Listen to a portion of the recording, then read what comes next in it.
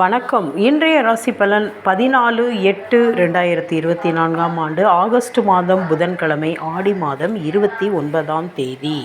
திதி தசமி, நட்சத்திரம் கேட்டை, யோகம் சுபயோகம், ராகு காலம் 12 to 1, குளிகை 10 to 12, யமகண்டம் 7 to 9. மேச ராசி, இன்று சந்திராஷ்டமம், கவனம் தேவை. ரிஷப ராசி நல்ல நாள். மிதுன ராசி வெற்றியான நாள். கடக ராசி நட்பு கூடும். சிம்ம ராசி போட்டி அதிகமாகும். கன்னி ராசி மனதில் சின்ன அச்சம் வரும், கவலை வேண்டாம்.